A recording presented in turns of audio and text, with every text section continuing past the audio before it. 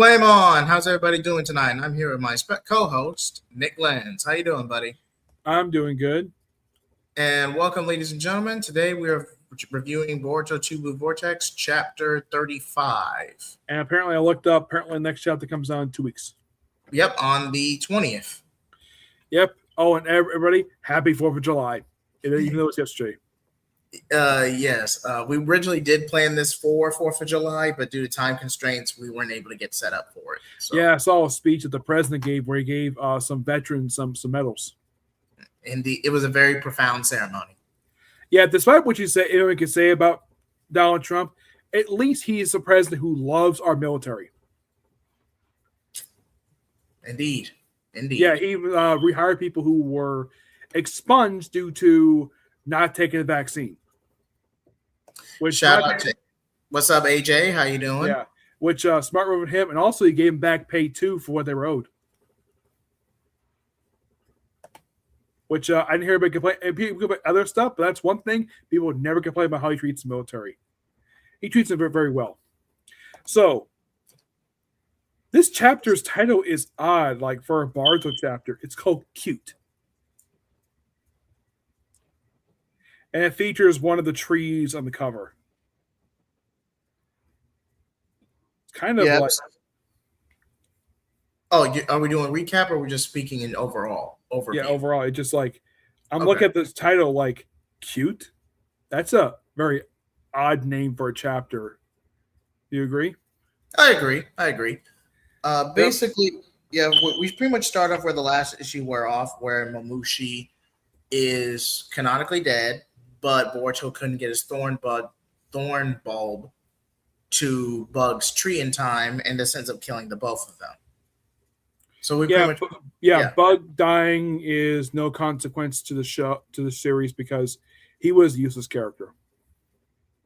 I mean, he got a little bit to do in the anime version. I mean, with the Deepa arc, so at least he had a dedicated filler arc too. Yeah, I would think you use that to save Sasuke, not Bug. Fair enough. Because Sasuke's trapped in the tree. He's still trapped in the tree. And he's tied to Hidari, if my memory is right.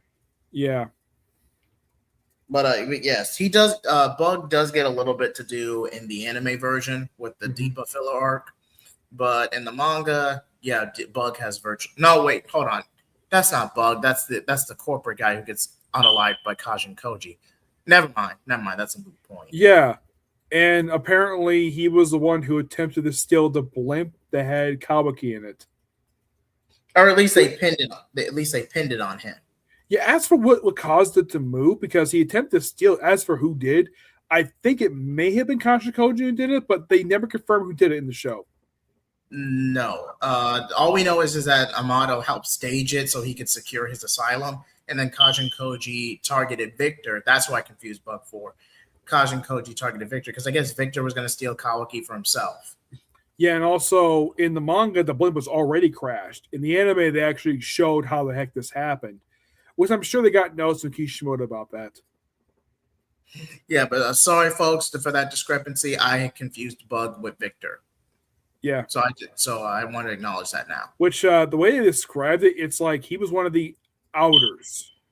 Yes. And Kajin Koji was one of the inners. It's like there's an outer circle and then there's an inner circle. Yes. And Victor, it's kind of very weirdly explained. Yeah, a little bit. But then this goes into Jura. Yep, Jura. Which, last I heard, the leader of Kira is still deceased. They have never brought him back. Which he got defeated. I think he got defeated by Naruto. Jura? The leader of Kira. Oh, the leader of Kara, yeah. Yeah, he got killed by Naruto. Right. With the help of Boruto, they practically killed him. And as of currently, Kira's, because they were introduced. Kara, it might as well be dissolved because after Ishiki was defeated, other than Code, you don't really see anyone else. Kajin Koji defected. Amato defected. Code was laying low. And there's a few throwaway lines suggesting that the shinobi kind of cracked down on car outers across the 5 great nations. Yeah, and Delta is working with. Her body was reconfigured to work for the Hidden Leaf. Yes, and the only ones left were Code, Bug, Ada, and Damon, but the latter two were sealed up until Part 1, Chapter 72, if I remember correctly. Yes, and Ada is now in the Hidden Leaf Village with her brother. Yep. So So and, Code has, and it's kind of weird though. Like she is randomly in love with Kawaki, like despite the fact these two had never said eyes to each other before. Apparently, this is just the way I'm interpreting it. So correct me if I'm wrong. Ada genuinely wants to pursue companionship and love, but due to her cybernetics and shinjutsu, people are compelled or easily infatuated around her. So she wants genuine connection. The only girls not affected by her jutsu is Sarada and Tatsumori. Allegedly, but other than that, those two as exceptions, the only direct ones are either blood relation, as in her brother Damon, and Otsutsuki, because they're not naturally compelled the same way humans would be. Which Boruto, is only two: Boruto and Kawaki. Boruto ultimately lost his humanity due to the karma, and Kawaki, I mean, he's a scientific tool. Yeah, he has, I mean, yeah, pretty much. And then his car was reconstructed by Amato, but without directly resonating with Ishiki, he needed a trigger to reawaken it, and that's how the code fight panned out. Yeah, and I remember also in the anime that they actually showed the divine tree actually appearing, and I would think Boruto would have read about this thing in school, given the fact it was a big thing during the last war, but did he react to it? No. He never did. I mean, this tree put the whole world under jutsu in the original in the Shippuden anime, and here it is in Boruto, and Boruto says nothing about it. I would assume he may have read about it because I'm sure they taught it in ninja school. I'm sure Sarada knew about it, but it's like Boruto's father saw this thing during a war, and no reaction to the damn thing. Your guess is as good as mine on that. I kind of blame that on the writers of the anime for not having Boruto react to that, because he should have reacted to that. Because this thing was huge. Because this thing is a giant tree that grants fruit made from the way they describe in this series. It's kind of gross, but basically what they did, it feeds off the essence, for lack of a better term, because I don't want to risk getting demonetized. It feeds off the essence of the people it's harvesting, like nutrient. And mostly also chakra. They feed on chakra too. Mostly chakra, but if you go by the mini filler arc with Black Zetsu's backstory, it also fed off human beings. But the story is different depending on the interpretation. In one version, what was her name? Kaguya was portrayed by Lord Tenzo, and they were lovers. And the manga version is not directly confirmed they were lovers. It was just they had an entanglement while Kaguya was laying low on Earth, and she gave birth to Hagoromo and Hamura. But the anime tried to make it to where they were lovers, and then Tenzo had to betray her in the name of peace. And one of her kids became the Sage Six Paths, and the other one became a guardian of which he was referenced in the last movie. Yes, Hamura with the Tensegon. Yeah, and I think they confirmed the villain of the movie is his descendant. Yes. Which I believe he got the Byakugan. I remember, I think it was Sage Six Paths got the Byakugan, right? Yeah, Sage Six Paths got the Sharingan and the Renegon. Hamura got the Byakugan and could potentially evolve it into the Tensegon. Yes, and somehow he passed along to a whole clan, which basically involves Naruto's wife, Hinata. Yeah, somehow they got it. It's not really explained of how they got their eyes like that. Which in present day, no one pokes fun of the eyes. They do it for the Sharingan, but they do show in a flashback Hinata was bullied because of her eyes. But in the start of the show, no reference to bullying at all. They've retconned how Hinata developed. Basically, she was being belittled and ridiculed for not living up to being the clan heiress.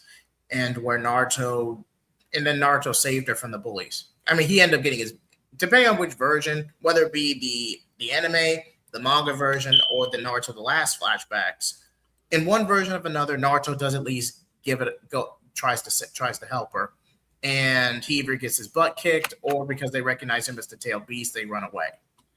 Yeah, and somehow this leads, not immediately per se, but this plants the seeds for Nada to fall in love with him. Yep, and then we have an entire 90-minute love story. Look, the last has its flaws. It's not and Kishimoto, by his own admission, admitted he's not the best at writing romance. This and is also, in the case of the red scarf, that's actually a nod to how he met his wife. Yes. Which his wife thought that Sakura was like her. Yeah, even though that he based their romance into Naruto and Nada's romance. Yeah, his wife ultimately liked Sakura better, and then when Kishimoto decided to go the Kundere route instead of the typical tsundere route, let's just say his wife wasn't happy about it. But at least basically gave a good honeymoon after the series was over, because I did read apparently as soon as the series was over, because they got married, but they couldn't go on the honeymoon yet because he was writing the series. As soon as the series was over, he immediately took her honeymoon. Which I think they have a couple kids, don't they? Two sons, I believe. I could be wrong, but I want to say it's two. I'm sure probably that they probably let the kids with the grandparents to spoil them while they were on the way to the honeymoon. Because that's the grandparents' job, spoil the grandkids. Yeah, and I never said I'll probably make an official video on it. I know we'll get back to the chapter momentarily, but this is the last thing I'll say. You can still be an adult, and especially as a parent, and still, learn new things and nuances about life. Nobody is truly perfect. But the one thing that makes the Momoshiki arc, well, more so Naruto the movie, but the Momoshiki arc especially, flawed is that even if Naruto did become a workaholic since becoming Hokage, he would have maintained his work-life balance a bit better than just treating Boruto like an annoyance. He just would have handled that whole situation better. And I think after that arc happened, he basically had to find a way to get through his paperwork quicker. Yes. I mean, it works especially with how it's an apology letter to his family for how he was so caught up in deadlines during the series. It's a beautiful meta narrative.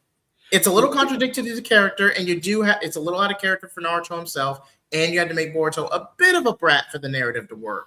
Mm-hmm. But the sentiment is... You remember the story Naruto became a Hokage? He's sleeping on the couch in his office, and you have the cute little Himawari just trying to wake him up, and then Boruto just jumps on it. I thought that was so funny. That's what kids do sometimes. Yeah, there's no denying. Himawari was so cute with little girl. Even before time skip, she was still cute. Now she just basically, I think she's supposed to be, because I think before time skip, I don't think she was 10 yet. No, her and Boruto are 2 years apart. So Boruto was 12. Yeah, so she was right at 10. She was right at 10. I think currently she's like 12, 13 years old. Yes. And the way they play in the series is that Inogen has got a thing for her. Which is fine.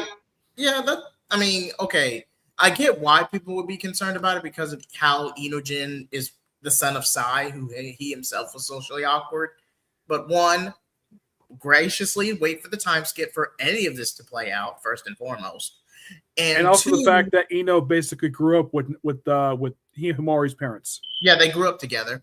And three, they're 2 years apart. Shikamaru and Tamari are arguably 3 years apart. And Tamari is the older one.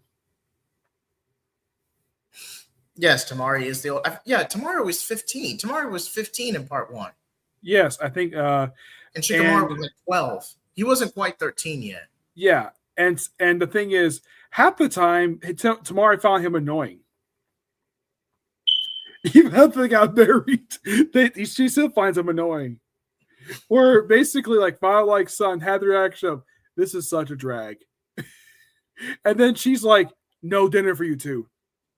To be fair, if I had a woman like Tamari for a mom or a wife, I would just keep my mouth shut. I wouldn't even say anything.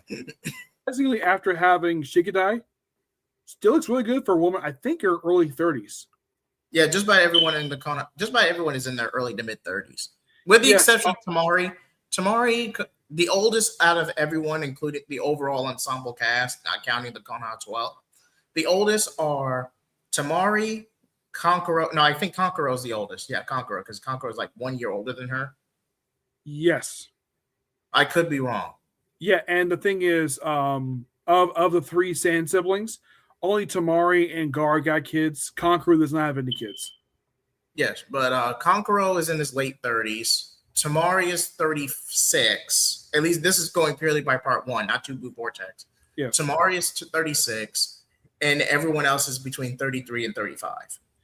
Yes, and Tamari has not made an appearance at all in Two Blue In the Vortex. anime, she's appeared a couple of times, but not in the manga. Yeah, in this manga, never made an appearance. I mean, the only people from the original series that still appears there is Shikamaru and Sakura. I think that's it. Wait, did Sakura make an appearance in Two Blue Vortex? Yeah, she did. She was at the hospiol taking care of her daughter. But aside from those two, Sasuke kind of has, because they mentioned he's trapped in a tree. Naruto and Nada are basically seen like we see him briefly, like one panel is still in that dimension, but we don't see Choji. He's not there. Kiba's not seen. Rock Lee. Weird thing Rock Lee is in the Boruto series, I think he appeared like 3 times in the anime. Yes. And contrary to popular belief, no, 1010 is not Metal Lee's mom. There were storyboards this far for the original movie insinuating that, hey, Rock Lee and 1010 were co-parents after a fling, but it never made to the final product. That was just a storyboard idea. It never went through. Yeah, and I think I've read that Mel Lee's mom is some unknown woman, which they've never shown in the series. It's a random civilian girl. Yeah, and 1010 herself, you look at her when she pops up in Boruto, she has not aged at all. No, she has not. She has a thriving she has a thriving weapons specialist business. Which, if you notice on her wall, she still kept treasures from the club. The Bancho fan? Yeah. Yes, which I read that she got permission to keep those. But back to this. Where were we? Page. I think we're just started. We're on page 2, where we have the 2 divine trees. I don't remember who this name. I don't think they've named these 2. Jura and Hidari, I believe. Because one has got torn up pants, the other one's got no pants. The one in the torn up pants. The one with the hood is Hidari, and the one with the hooves is Jura. And he's got a 6-pack. You notice that? Yes, Jura does have a 6-pack. But that's the thing with Naruto Fridays. All of the guys, with the exception of Choji, keep in really good shape. Indeed. Choji, it's been a recurring joke over the years with him about his weight, but he's never got out of the control. No. He may be chubby, yes, but he keeps it under control. He doesn't take it off and back on, but he doesn't get huge. He does not do that. I mean, the closest you'll ever see him getting skinny is butterfly mode, and he bulks up and builds the calories back in like a month. Yeah, and Chocho uses a lot more than he does. And I've had this theory that Chocho and I think it's Denki, one of the original characters, the one who's the smart kid. Yep.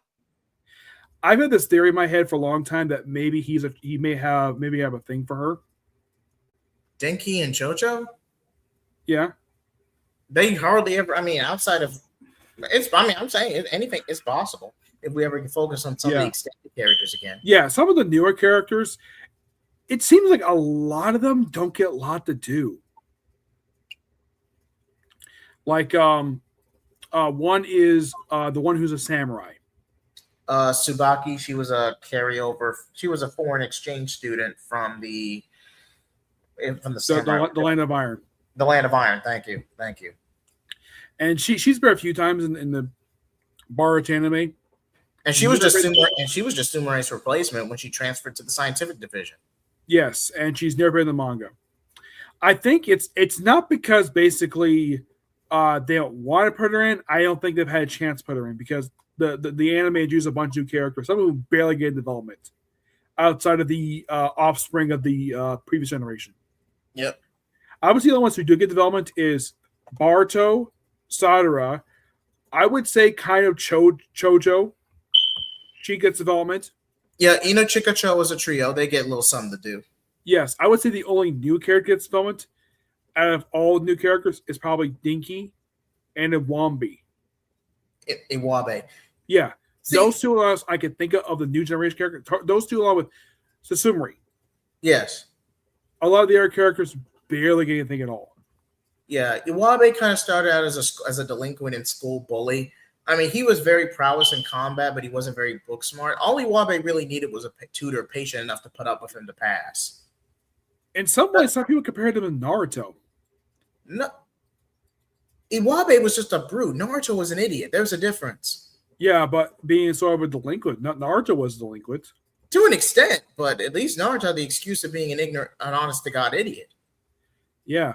Iwabe was in the case of Boruto, he is kind of an idiot, but not as much as his father was when he was a kid.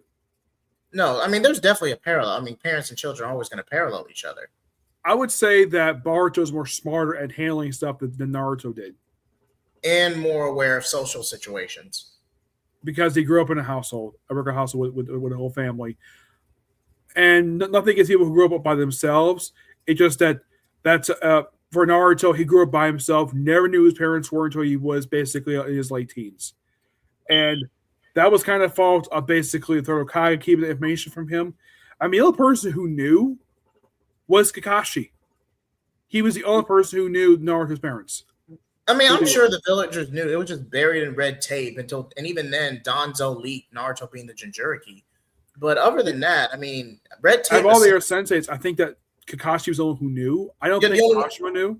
Yeah, the only one who was officially confirmed to know and be made aware of Naruto. But I'm sure if a high enough ranking Jonin you could figure it out. I mean, Naruto looks just like his dad, and he keeps his mother's surname, who happened to be Lord Force's wife. They knew they were just barred from red tape and the Hokage's decree not to say anything. Yeah, and when they had the jutsu in the last season of the show, where Naruto's father was still alive and the Hokage still was Uzumaki. Not well, of course, Naruto's going to keep his mother's surname because Namikaze has a flee on sight order. Yeah, it just. My guess is probably that the writers are all because that was a really cool original arc. It's where like everybody was still alive. The infinite. They go with the paint stuff really quickly.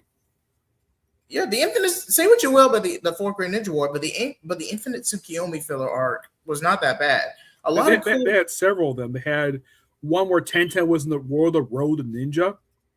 I thought that was really cool. Except that Minsky, I think his name was, one who was ultimate version of Naruto. I mean, at least he wasn't evil like he was in that movie. Yeah, he wasn't evil. He was kind of just chill. And also, Hinata was the same both stuff. Oh no, Hinata was a raging tsundere in that one. But I would say the best ones would have to be Tsunade's. I like the one that Jiraiya kind of told the story of like the ultimate thing with Naruto. I like that one. That was Tsunade's dream. Yeah, that was really cool. I like that one. I read that when they had the Sasuke's memories one, when they basically looked through Itachi's memories, that's actually from light novels. Yes, very loosely adapted, but it was adapted from his two light novels, which Sunrise and Midnight. Yes, which they were the first of those two, the first of four they adapted for the original series. For the last season, they adapted 3. Yes. Sasuke, Shikamaru, and Hidden Leap, which the Hidden Leap ones were never released here. I thought the Shinden novels were a trilogy. There were 4? So the Sasuke one was written by the same guy who wrote the Akatsuki one, which was okay. Yeah, it's different series of novels. So the only ones they released here were Kakashi, Sasuke. You're thinking of Retsuden. Those are the Retsuden novels. Where Naruto so, basically both Itachi books released here. Shikamaru's was. Sasuke's was the last one released here, surprisingly. And they released Sakura's here, but nobody else's. Gar had one, never released here. Hidden Leaf, never released here. Akatsuki, never released here. The Akatsuki one was adapted into the Naruto Ninja Storm games. Yeah, but the novel itself was never released here. Yeah, that is true. I would have thought basically that Viz Media released that stuff here, but they never did. Of the Boruto novels, I know they didn't release the Ninja Scroll one. The manga they did, but I don't think the light novel was. I think the light novel was not released here. For Boruto. Yeah, for Boruto. The one was the Steam Ninja Scrolls. Not the novel. The novel didn't get an international release. The mini series or extra 10 chapters for Naruto Gaiden got an international release, but I think the only ones that were released that were adapted for Boruto, the Resident trilogy. Well, two of the Resident trilogy. Kakashi's was briefly referenced, and they made adapted Sasuke Resident into an arc. Yeah, and they also released. There was also one for Naruto in the trilogy. They also had another Shikamaru one. They had Shikamaru one where it took place where he was actually playing chess with Okinawa before his passing. That got released here, but never done for the anime. There was one for Shikamaru or Sasuke where he was substitute for Konohamaru for a mission, and Naruto was very happy to see him because he was his master. Yep. But at least Boruto got a lot of the novels released for him. But Naruto, I'd say about 4 or 5 released here, but not a lot of them. There was a lot never released here. I could see why they did it, though. I mean, I know we're on a tangent. Bear with us, folks. But because in Konoha anthology, the Konoha Shinden and Akatsuki Shinden, those were just anthologies covering backstories, background details, and who. The Konoha one, basically the one that was down for the anime, that was basically like a build for Naruto and not his wedding. Yes. And I don't know how well they adapted, but in the case of Sasuke's Shikamaru's, they did a really good job adapting it. Though in the case of Shikamaru's, they practically cut out Naruto out of the whole thing because Naruto was actually in more than one scene. Yeah, Shikamaru Shinden, that one, Naruto has in the actual novel itself, Naruto does play a bigger role because In the anime, just a quick hand where him carrying a toothbrush. Yeah, they completely undercut that arc. But hey, it does set up Sai and Ino. The only change they made, because they shows in the anime, because remember the scene where you have Shikamaru confronted the villain, and then the wall's broken out by Tsumaru and basically Shikamaru's team. In the light novel, it was her first, and then not long after it was the other two members of the team. It wasn't like all three at once. That was another change they made. Mm-hmm. That change was fine. I don't think anybody had an issue with that because I thought it was really cool to see all three of those there at the same time because it's like, oh, here's Tabari. Okay. And then here comes the rest of the team. Like there was actually time to cut it down. Another change they made was because you watch I think it was where the scene, I think it was just before Shikamaru left, we had randomly Hinata there when they were confronting all those zombies. I think it was the Sasuke one. The Sasuke Shinden. Yeah, and Hinata is randomly there. I think she's actually pregnant, or at least she's cramping, and Naruto has to catch her. Well, in the anime, she's just randomly there. In the light novel, Ino called her via telepathy. Okay. They cut that out for some weird reason. I would have thought they would have one offline because you watch that and say, like, wait, Hinata's here. What is she doing? Where does she come from? It was completely random. And then you have that famous moment where you have Sakura just knock out Naruto for being an idiot. Like usual. Which that did happen in the light novel. Nothing officially announced whether Boruto 2 Vortex is getting adapted into an anime, but after Bleach Core 4 wraps up, I wouldn't be surprised if it's in production. I know that there's a part 2, but no release date for it. The next one being released after Two Blue Vortex is wrapped up is Black Clover. This has been confirmed several times. It's coming in October. When in October, I don't know. You mean this Black Clover anime returning? Yes. Okay. Yeah, that one is also made by Para also. My guess is they'll probably announce that and have it come October. Probably because basically they probably just already finished adapting Bleach, so they probably focus on Black Clover. And maybe after finish Black Clover, we'll probably get Boruto next.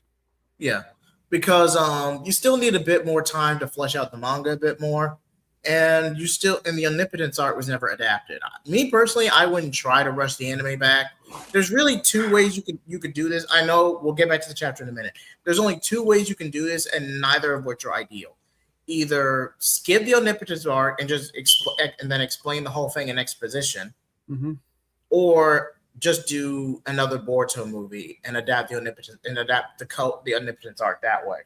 Or but there's also some light novels they can adapt for Boruto. That is true. Like the one for Sasuke and Shikamaru, they can adapt those. They can adapt those to flashbacks and say that, oh, this is you have Shikamaru thinking about you saw with Shikamaru, and he's flashing back to that, and you have Okanai back in the anime. Inoki. Inoki, which you can see you can bring him back because I'm sure people miss him because he got killed off in that arc by a former student of his. The Akuta arc. Yes, the one that was also called Mitsuki's disappearance. Yep. That was dragged on purely because Para didn't want to adapt the manga that year for some reason. They just dragged it because they had no real plans. They just dragged it out for 20 straight episodes. 22, counting transition episodes. Yeah, I think it was like the longest arc of Boruto. Yep, 22 episodes straight. Yeah, it's longer than even the Chunin exam one. That was like 10 episodes, I think it was. Each arc, if you count the actual transition and filler episodes, each arc averages out to about 15 episodes apiece, with the exception of the Shinichia arc, which wrapped up at about 12. Yes. Because Shinichia is not that much of a story. It's really just it's running away. It's really a 10 chapter miniseries. Yes, I would say the shortest arcs were the Awful Chocha arc and the Graduation arc. Yeah, a little filler arc sprinkled in. The Graduation arc, that was a 2-part. That was like I think it was 3 episodes. You sure? The beginning exam with Kakashi, I thought that was 2. I thought it was 3. The only standalone episode they had that was part of a story was the Mitsuki episode. Yeah, that was based on the one shot, which was included in, I believe it was included in volume 2 of Boruto Naruto Next Generation. Which I'm glad they adapted that. That was actually a really good episode. Especially for the animation quality.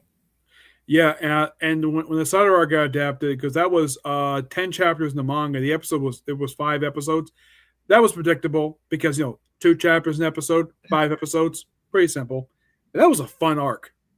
It was. Especially seeing basically Sakura throw a freaking pillar.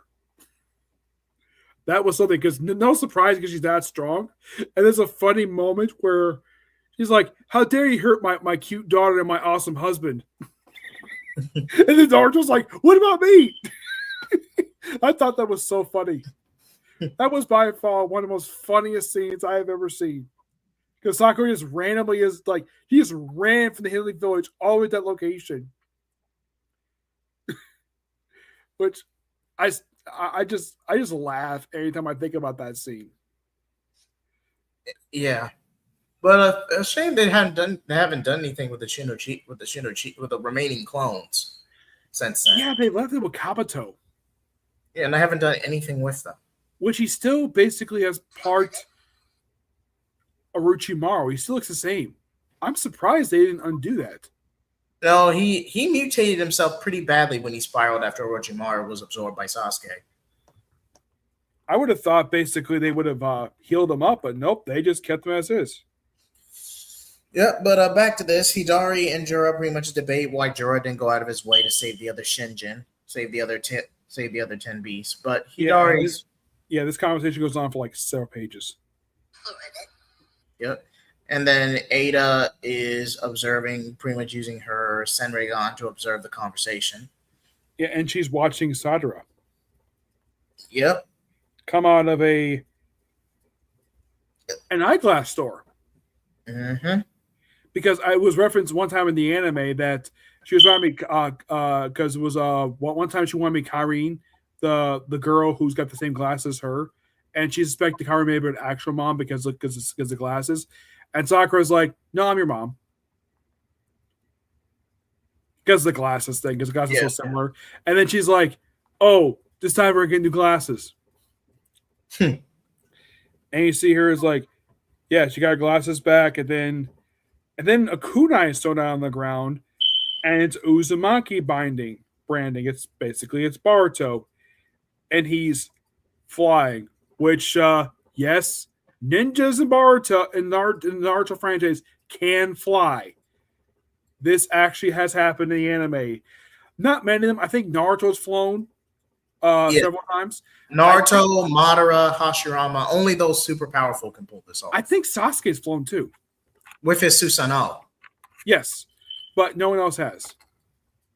You could say Chocho is in butterfly mode, but just those other ones are the ones I've seen where fly. None of the girls fly, surprisingly. So she ends up chasing out the Boruto. And then here's Inojin with Kachiko's Toad just walking. It's like, Toad like, I'll keep all times. And then we have Kawaki talking to the Toad. And then you have Armando with the Toad in his lab because Armando wanted to see him. And the whole thing is like, oh, like 15% of your power goes to your defense, and like I think it was like 75. 85-15. And he's like, no, make it 100. Okay. And he does so. He lets these have a defense, and of course also Mono's a smoker, which, in case you're curious, did the anime keep the smoking habit for him in the anime? They did. They did for the most part. Yes. Because I think, as far as I can tell, he is one of 3 smokers in the Naruto franchise. Hiruzen, Asuma, Shikamaru, and Amato. Though in the Boruto series, he doesn't smoke anymore. No, Shikamaru did relatively quit in Naruto. Shikamaru ultimately quit. I think also because his wife told him to stop smoking. Yeah. Amato, not Amato, Hiruzen was a fan of pipe cigars. But not cigarettes. Yeah. His son was a fan of cigarettes. Let's just say Hiruzen had a sense of class. And also, thank God, basically, his awesome daughter does not smoke. Mare. Oh, yeah. Mirai. Which, when you look at her, it's like, yeah, she looks almost exactly like her mom. Mm-hmm. I would say the only thing she gets from her dad is maybe the shape of her eyes. No, she has Kurenai's eyes. Yeah, but I'm trying to think what she had that's from her father. Maybe his no. Her face looks almost exactly like her mom's.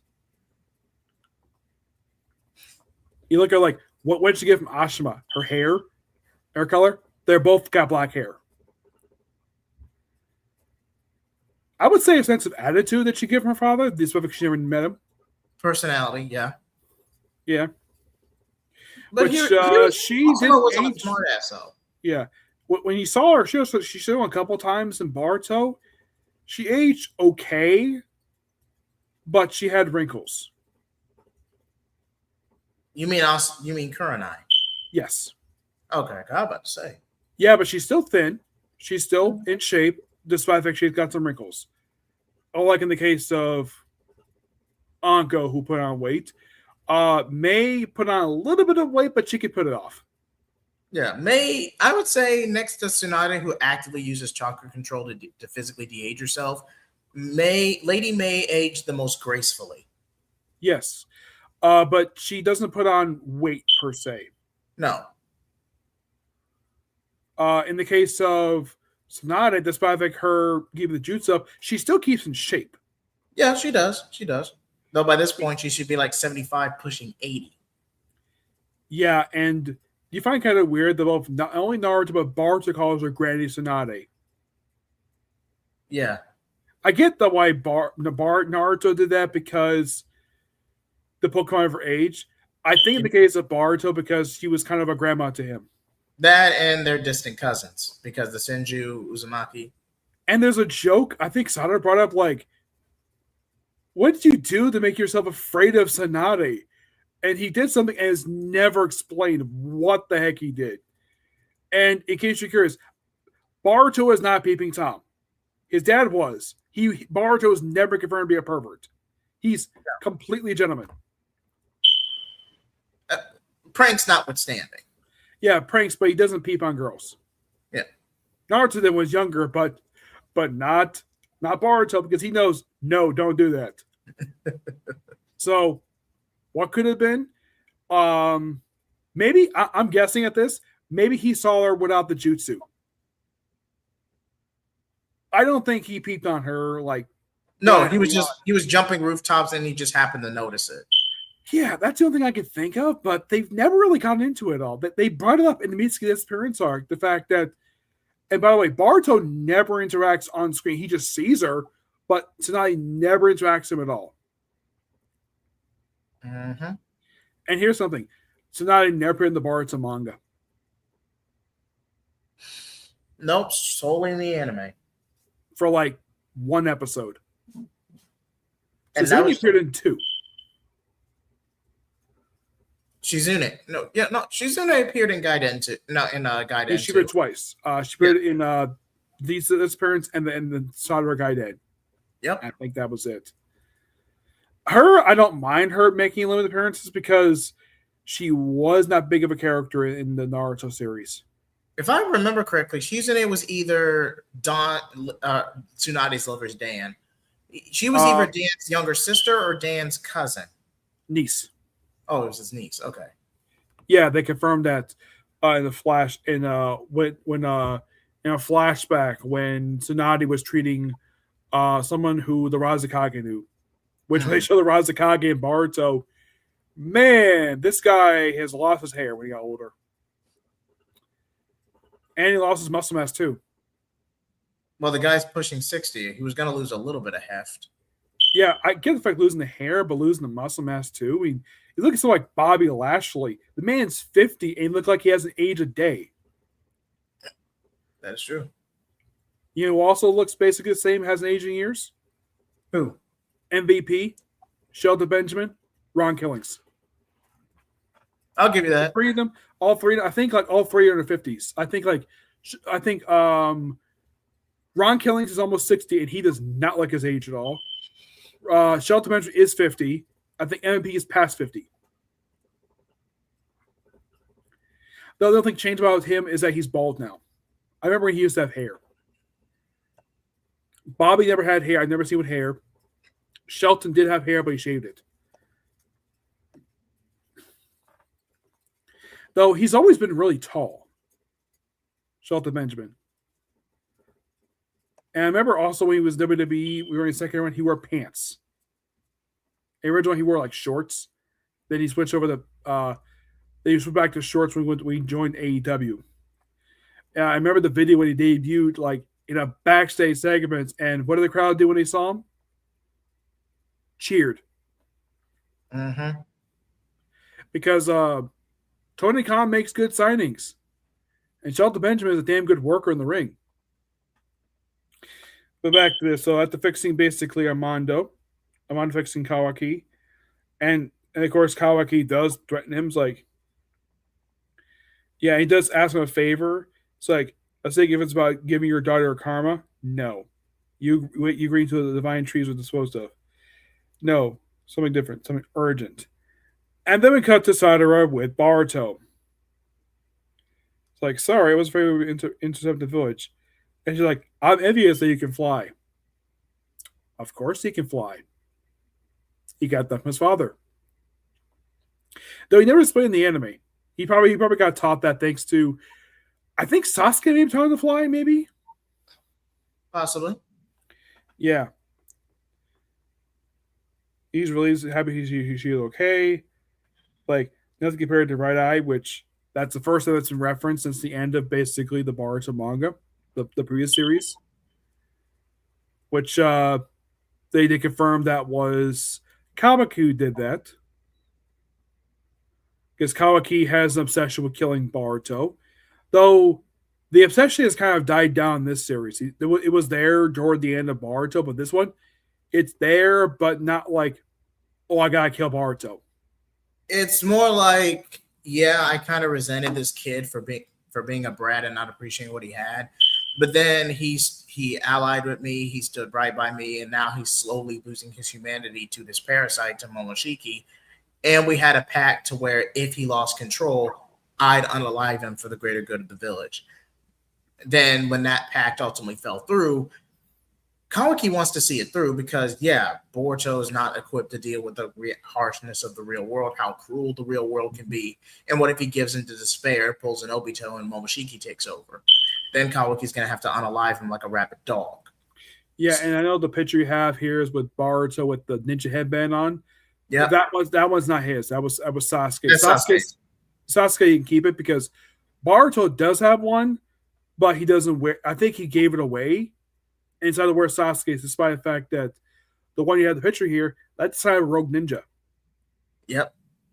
Though in the case of that one, that was done by Naruto when he scratched it with the claws. Yep. Because normally when they do, they have like, oh, ninja goes rogue, take a cool Disavow. Yeah, but yeah, and I disavow. think that's the only time that I could think of this happened where someone did that with their hands. Well, because Naruto had fingernails from Nine Tails, and they were so sharp. Yeah. It was a start of what they explain in Shippuden as the Nine-Tailed Cloak. Yes. Which it got worse during the Pain arc, where he basically almost fully became the fox. No, he snapped at that point. During the Pain fight, he freaking snapped. He snapped because basically Pain snapped Hinata. Yep. And then they never spoke to each other the rest of the arc after that. And aside from the fact that Sakura, that's what Sakura found out, that Hinata had a thing for Naruto. She knew from that point. I think Naruto kind of knew that maybe Hinata had a thing for him, but he never showed it. He never put two and two together until the last. Despite not one, not two, but three separate confessions on three separate occasions. The Chunin exam when she gets curb stomped by Neji, her standoff against Pain, and her reassuring him during the war after Neji dies. Yeah. So he apologizes. He's been through. It's a nice conversation these two have. It's like he was a cool, like a badass, like calls him a dummy. And she's like, Cole's gonna at me? Probably. He's probably gonna take you hostage and give you to the divine trees. Use his bait to lure me to them. It's like during battle against Momoshiki, Ko quietly left a claw mark over the village. Makes sense he would do that because that's what he does. So now we're in a situation where he can appear anytime. Our only option is Kawaki shrinking them with Suka. Yeah, I think he displayed in the anime once. He can shrink the stuff with his hands. Because they showed a couple times toward the end of the series that he can do that. Mm-hmm. So, and then she's given what appears to be a bad, like 2 items from Naruto.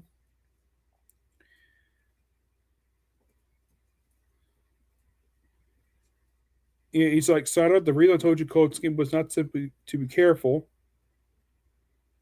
She wanted he said, sorry, I want you to let him capture you. He'd like to take straight to your base. Don't worry, I'll fly right to you. Your symbols, I'll get to you. So basically, he's having her be bait so he can lure out Code. Okay. It's like you hope for a successful course. Risky plan, circumstances are possible, etc. Never give hope, no matter what happens. And then we go back to the trees. After several pages of talking. And then we have one to look through like a book. The one who's sitting down from the cube. Over the hood, he's looking through a book and sees a cat. Apparently, he grabbed a cat book when he was in the village.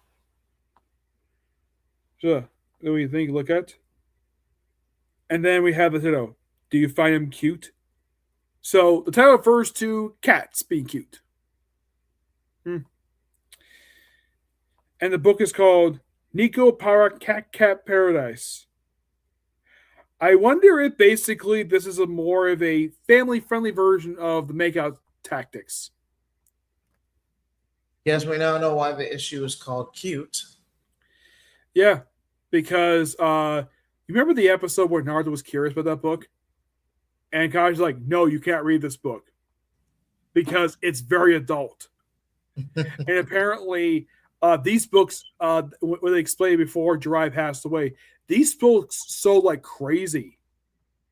Mm-hmm. And he published 2 volumes, and then the last Kakashi saw Jura gave him a manuscript. Well, not he gave him early copies of deluxe editions of the books. Mm.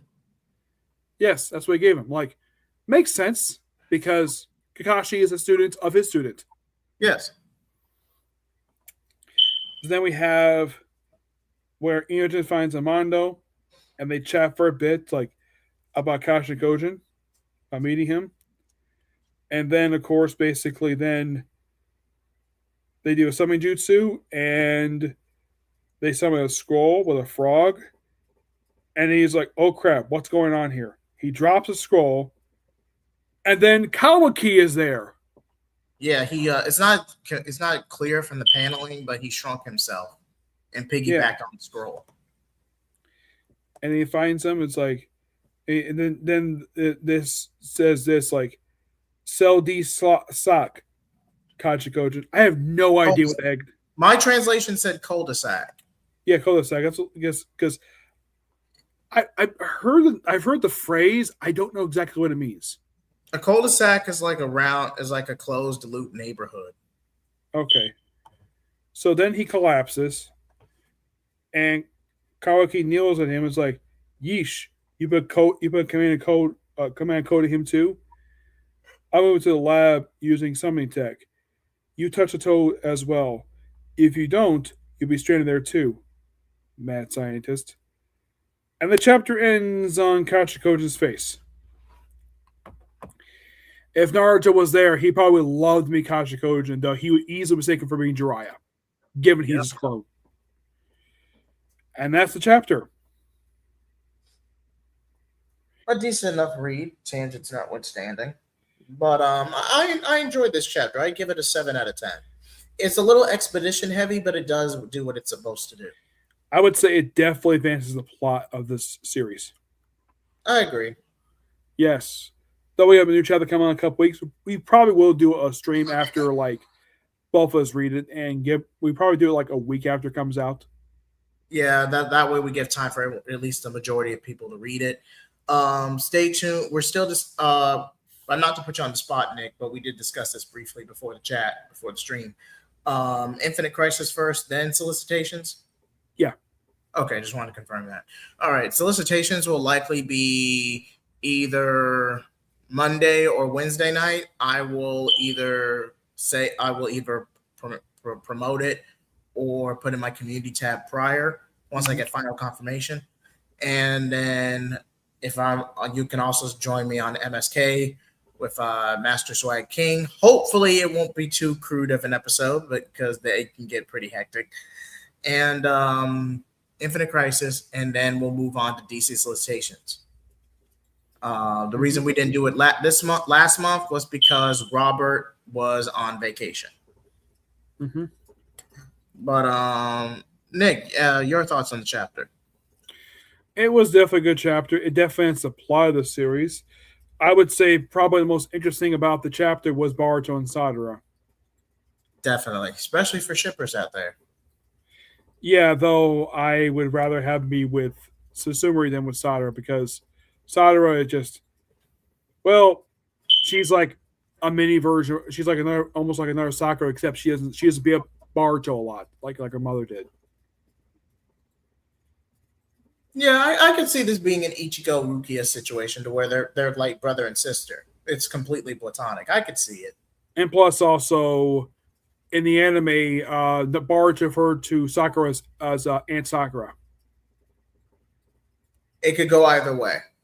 Whatever the creator decides to do. Yep. But yeah, this was a good chapter, a good stream. We didn't really have too much engagement tonight, but I appreciate the conversation. Let's see. I thought I had another topic planned. Oh well. Nick, before we wrap up, anything you got coming up or promote on your channel, and where can people find you? Well, I do got a review coming tomorrow for the third to last episode, Super Spaceship Get Infinity, and I got some comment reviews coming tomorrow.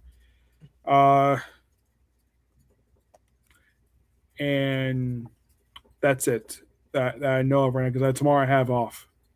Okay. As for me, you can find I do gaming, movies, streams. Stay tuned for my Mandalorian Grogu review. I am finally confirming that is going to be pre-recorded and released either tomorrow morning or tomorrow night or Tuesday morning. Also, Supergirl will probably be later out in the week. So stay tuned for those. And of course, my guest appearance on MSK if I'm called off for this week. Like, comment, and subscribe. Thank y'all so much for watching tonight. Flame off.